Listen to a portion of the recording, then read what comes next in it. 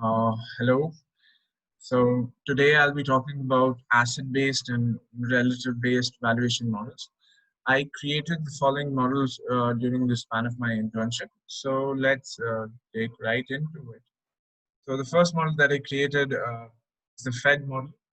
The Fed model has its origin in 1950s America, where it was first used to compare between two different asset classes. These asset classes were your equity and your debt. So for the equity part, we use the S&P 500 Global Index, and for the debt part, they use the 10 years government securities of the Federal Reserve. So for the purpose of making this model, I collected the historical data for Sensex and Nifty, and I compared it to the yield to maturity of 10-year government securities. The formula for this model is YB equal to EI by PO. YB here is the yield to maturity of our government security. EI by PO. EI is your earning at year one, and PO is your price at year zero. This would become more understandable once I'll show you my Excel. So here, the close for January 2001 is 4326.72, and the close for January 2002 is 3311.08. So the difference between the two, or the earning that you get after a year, is minus 1015.69. So this is what we have earned in 1 year, which is we have lost money because it's a negative. And this is our EI, and we'll divide it by PO. PO here will be price at year zero, which is 4326, and we'll get this value. You can see from here. I'll make it more clear. Divided. Now we'll compare it to the yield to maturity or the bond yield of our government security, which I found out from the RBI's website. It was 7.2% that year, and we'll convert it into decimal form, 0.072.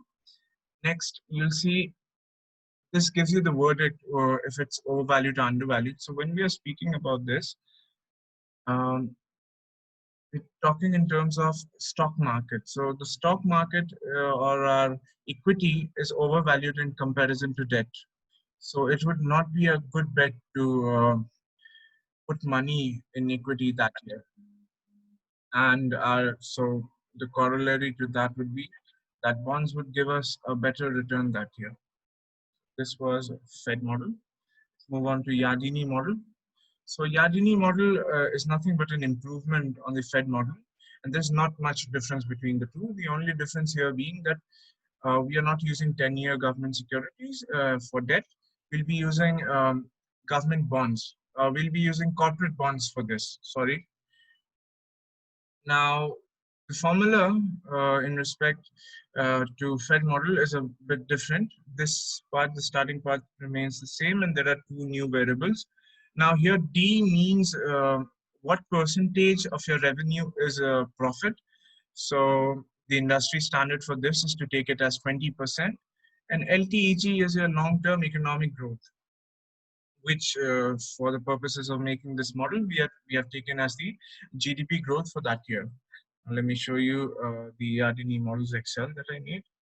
So that EI by PO exercise remains the same. Here LTEG for 2019 is 4.2%, and the constant, like I said, industry standard 20%, and overvalued still. Again, here we are comparing equity is the base. So when we say overvalued, equity is overvalued in comparison to debt.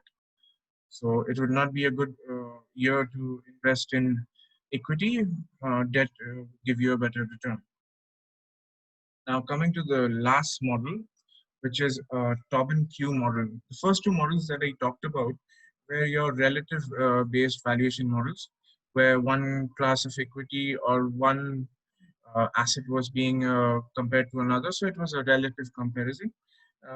This one is an asset-based comparison. So what Tobin Q wants to find out is if the total market value of a company is the same as the total assets that that company owns. Say, for example, the total, but here there is a difference. The thing is, the total market capitalization or the total market value of a firm comes from the stock market. How that comes is that total number of shares that are being traded into the price of one share would give you the total market valuation of that firm, but the total asset of a firm comes from its balance sheet. Let me show you how I've made the Excel for this. So I went to NSE and BSE's website and found the historical data. So here I'm showing you for Tata Motors. Tata Motors, I'll show you the market cap. This is the market cap which I got after multiplying the total number of shares into total number of prices. And I've divided it by this number because I wanted it to be in crores to fit my model better. Here, equity value you can get from Money Control or other similar websites. Similarly, this L plus OE is basically, if you remember, there was a accounting formula: assets equals to liabilities plus owner's equity. Um, so, so basically, this is asset, but I've written it like this, and this is debt value, which you can find from similar websites as Money Control. So when we look at the Q ratio, the Q ratio will be your market capitalization and you divide it by your asset value, which will come out to be 0.33. So what Tobin Q wants us to do is, tells us is if the ratio is 1, then the company has the same amount of assets as its market capitalization. But this is not feasible because the assets that a company owns is its value is recorded on the day of it being purchased, right? So that is why this would never give us a true value. Now these were all my three models. If you want to know more about them, these are the sources.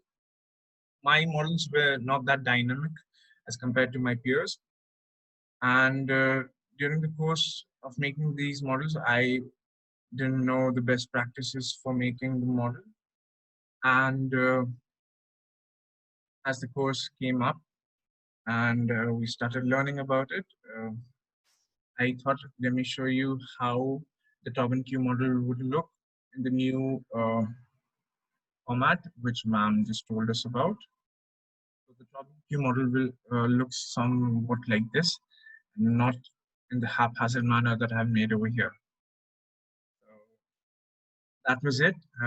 That were my three models. If you have any doubts, you can always reach out to me in any way you deem fit. That's it. Have a nice day. Thank you for listening. Bye bye.